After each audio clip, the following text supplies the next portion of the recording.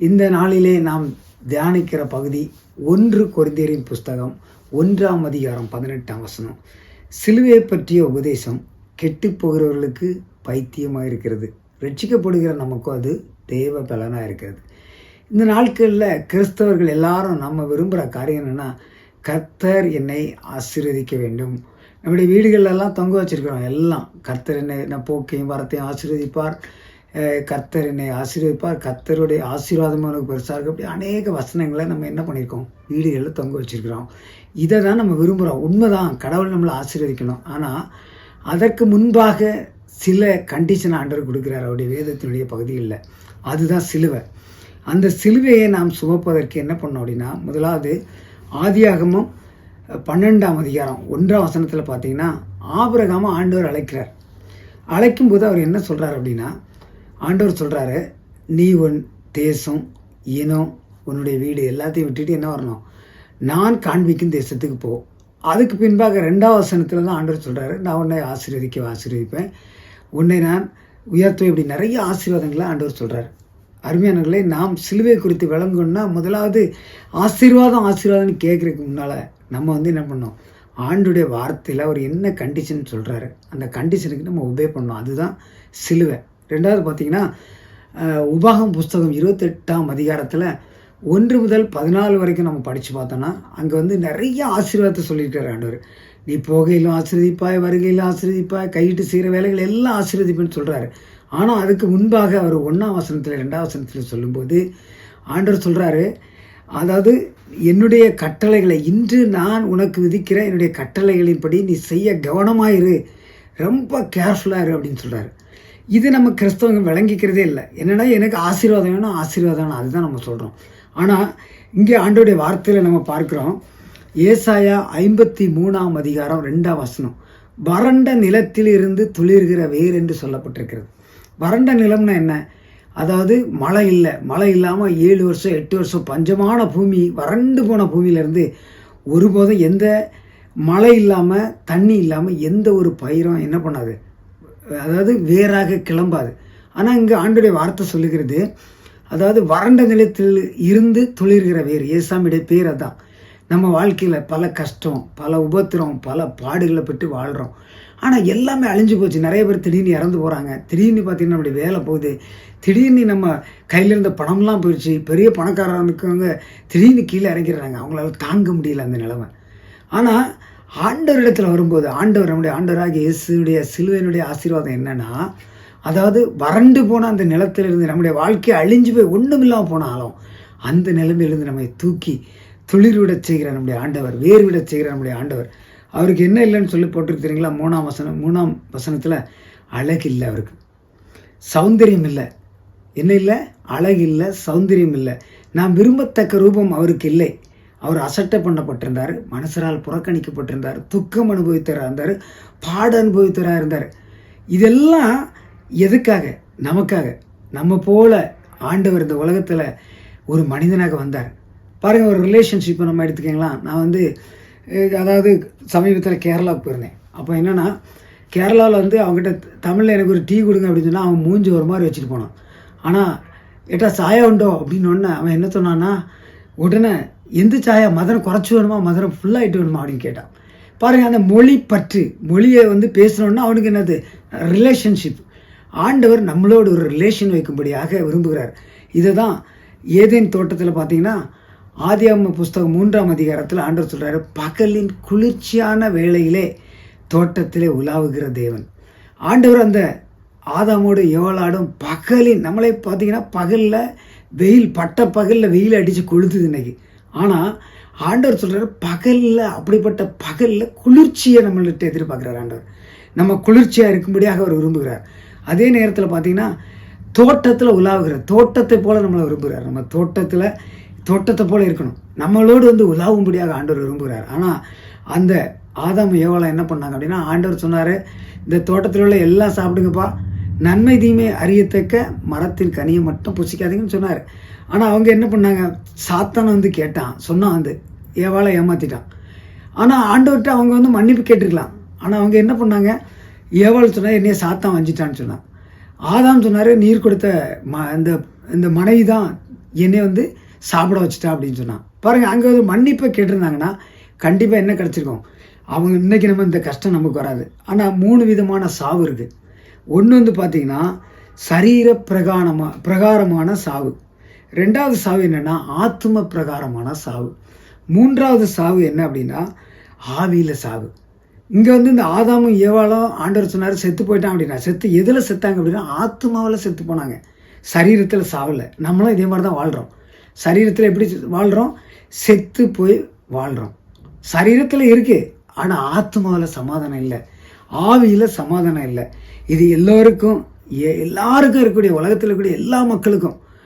இன்றைக்கி பார்த்திங்கன்னா நிறைய மக்கள் தாகமாக சமாதானத்தை தேடி ஓடுறாங்க, எல்லாவற்றையும் தேடி ஓடுறாங்க. ஆனால் ஏசாமி சிலுவையில் இந்த சமாதானத்தையும் ஆவியில் இருக்கக்கூடிய சாவையை நீக்கும்படியாக இந்த பூமியில் வந்தார். நான் முதல்ல சொன்னேன் இல்லைங்களா, ஒரு மொழிக்காரங்கிட்ட பற்றுடனா அந்த ரிலேஷன் இருக்கணும், அந்த ரிலேஷன்ஷிப்பு. அதே மாதிரி பார்த்திங்கன்னா கர்நாடகா போனோன்னு கேட்டால் அந்த வண்டி எங்கே போகுதுன்னா எவனுக்கும் தெரியாது, சொல்ல மாட்டான். ಈ ಕಾಡಿ ಎಲ್ಲಿ ಹೋಗಿ அப்படின்னா ಈ காடி பெங்களூர் ಹೋಗಿ கேஜிஎஃப் ಹೋகின்னு சொல்லுவான். பாருங்கள், அந்த மொழி பற்றில் அவ்வளோ ரிலேஷன்ஷிப் இருக்கு போல்.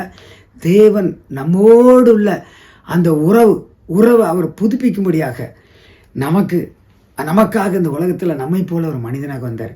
நாம் எப்படி ஒரு தாயின் வயிற்றில் 10 மாதம் பிறந்து வளர்ந்தோமோ அதை போல் நம்முடைய தேவன் நம்மை போல ஒரு கன்னி மரியாளுடைய வயிற்றில் 10 மாதம் பிறந்து வந்தார். பாருங்கள், அந்த ரிலேஷன்ஷிப்பு நம்மளை போல ஒரு மனுஷி அப்படிங்கும்போது எப்படிப்பட்ட உறவு, அந்த உறவை கொண்டு வந்தார். 2வது என்ன பண்ணார்னா, நான் இப்போ சொன்னேன் இல்லைங்களா, சரீர பிரகாரமாக சாவலை, உயிரோடு இருக்கான். என்றைக்கு ஒரு நாள் மனுஷன் செத்து போவான் கண்டிப்பாக. ஆனால் ஆவிக்குரிய சாவும் ஆத்தும சாவையும் வந்து போக்கும்படியாக தான் ஆண்டவர் வந்து சிலுவையில் இந்த அழகற்று தோன்றினார். எல்லாவற்றையும் தோன்றி எல்லாவற்றையும் எனக்காக உங்களுக்காக.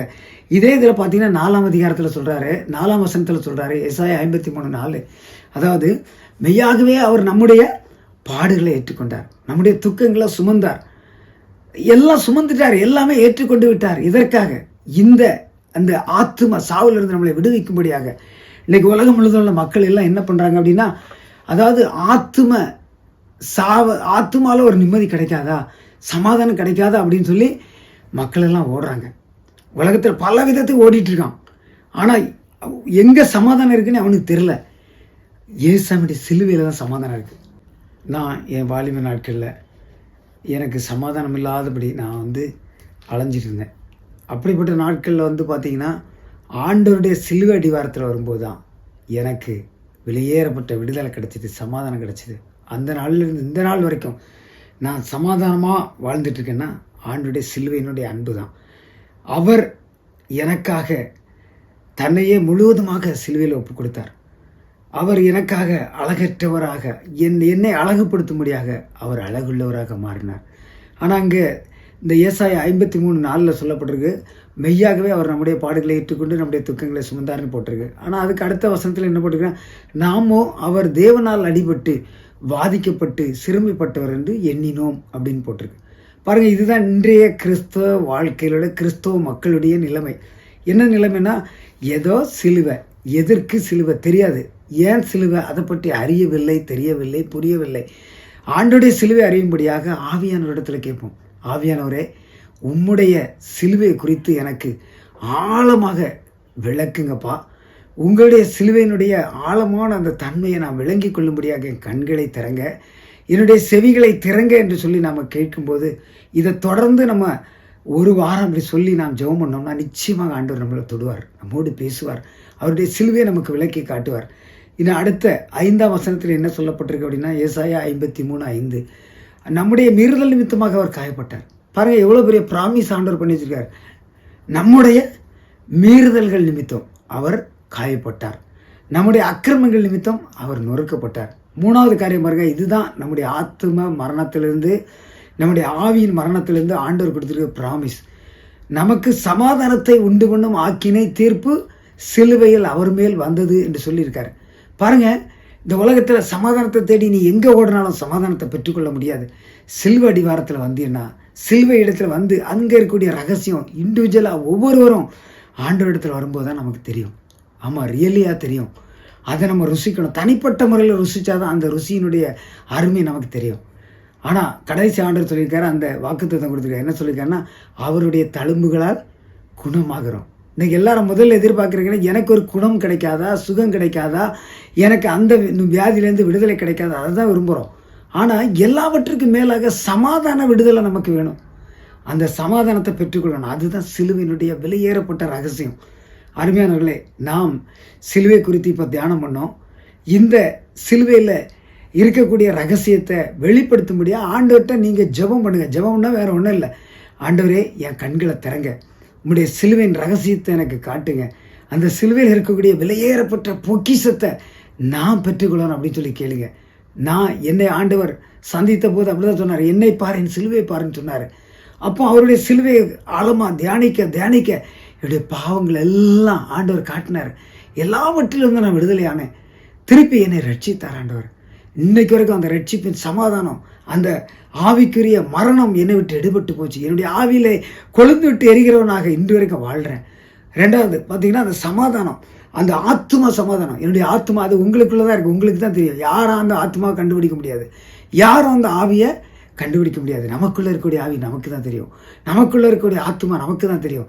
நம்முடைய ஆத்மாவில் சமாதானம் வந்தால் நமக்கு தான் தெரியும். நம்முடைய ஆவியில் சமாதானம் வந்தால் நமக்கு தான் தெரியும். அது எல்லா மனிதனுக்கும், தாயும் பிள்ளையுமா இருந்தாலும் வாயும் வயிறும் வேற வேறன்னு சொல்கிறாங்க. அதுபோல் ஆத்மா தனி, ஆவி தனி. ஒவ்வொருவருக்கும் தனிப்பட்ட ஆவி இருக்கிறது, ஆத்மா இருக்கிறது. அதனால சிலுவை அடிவாரத்தில் வாங்க. எல்லாரும், உலகத்தில் உள்ள எல்லாரும், நீங்கள் யாராக இருந்தாலும் சரி, சிலுவையின் அடிவாரத்தில் வந்து, ஆண்டவரே, உடைய சிலுவையின் அன்பை எனக்கு காட்டும், அந்த சிலுவையின் அன்பை எனக்கு தாங்க, என் பாவத்தெல்லாம் மன்னிங்க, நீங்கள் கேட்டு பாருங்களாம். அந்த தனிப்பட்ட சுகத்தை, அந்த ஆசீர்வாதத்தை, சமாதானத்தை நீ எல்லாரும் பெற்றுக்கொள்ள முடியும். அதுக்கு தான் அந்த சிலுவையினுடைய செய்தி, சிலுவை பற்றிய உபதேசம். இந்த உபதேசத்தில் 2 விஷயத்தை பற்றி சொல்லப்பட்டிருக்கு. ஒன்று கெட்டு போகிறவர்கள், இன்னொன்று ரட்சிப்படைகிறவர்கள், ரட்சிப்பு அடைந்தவர்கள்னு போட்டிருக்கு. இங்கே நம்ம பார்க்கும்போது பார்த்தீங்கன்னா, கெட்டு போகிறவங்க என்ன, இதெல்லாம் போடா, இதெல்லாம் சும்மா சொல்கிறான், சிலுவையில் அடித்து தொங்கப்பட்டிருக்கு, இதுலேருந்து என்ன பலன் வரும்னு நினைக்கிறான், அவன் கெட்டு போயிடுவான். ஆனால் இன்னொருத்தன் நினைக்கிறான், இது என்ன தான் இருக்குன்னு போய் பார்ப்போம் அப்படின்னு சொல்லி பார்த்து ஆசீர்வாதப்படுகிறது தான் பலம், தேவ பலன் கிடைக்கும், சிலுவையினுடைய ஆசீர்வாதம் கிடைக்கும். அதனால நீங்கள் யாராக இருந்தாலும் சரி, இந்த செய்தியை கேட்டுக்கொண்டிருக்கிற யாராக இருந்தாலும் சரி, அவருடைய சிலுவை வாரத்தில் தனிப்பட்ட முறையில் ரகசியமாக போய் பேசி பாருங்கள். நிச்சயமாக ஒரு விடுதலை கிடைக்கும், வெற்றி கிடைக்கும். ஆண்டவர் வெற்றியை தர மிகவும் வல்லவராக இருக்கிறார். ஜபிப்போமா? அன்பின் பரலோக பிதாவே, இந்த அருமையான செய்திக்காக உமக்கு நன்றி செலுத்துகிறார் ராஜா. தகப்பன, இந்த செய்தியை கேட்கிற ஒவ்வொருவரோடும் ஆவியானவரை நீர் தொடும், நீர் கிரியை செய்தரலாம். ஆண்டவரே, உடைய வல்லமையை விளங்க செய்யுங்க. சிலுவையில் இருக்கக்கூடிய ரகசியத்தை, மன நிம்மதியற்று இருக்கிற மக்கள், நோயில் இருக்கிற மக்கள், வியாதியில் இருக்கிற மக்கள், கஷ்டத்தில் இருக்கக்கூடிய மக்கள் எல்லாரும் இந்த சிலுவை வாரத்தில் வந்து எல்லா விதமான ஆசீர்வாதங்களையும் சிலுவையிலிருந்து பெற்றுக்கொள்ளத்தக்கதாக நீர் கிருபை கூர்ந்தரல வேண்டும் என்று கெஞ்சுகிறோம் சுவாமி. எல்லாவற்றையும் இயேசு கிறிஸ்துவின் நாமத்தில் கேட்கும் பிதாவே, ஆமென்.